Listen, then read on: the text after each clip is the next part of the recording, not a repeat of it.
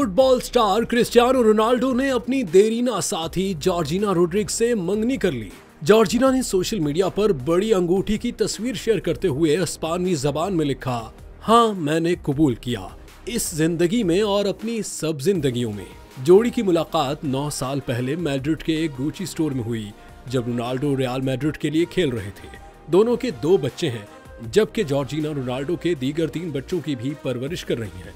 मंगनी की खबर पर मशहूर शख्सियात ने मुबारकबाद दी, जिनमें किम कार्दाशियन, पियर्स मॉर्गन और लॉरेंस सैंचेज भी शामिल हैं।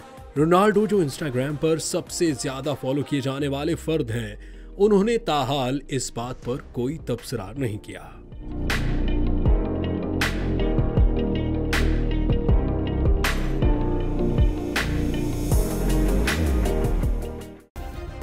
सब्सक्राइब करें और बेल दबाएं ताकि कोई खबर रह न जाए।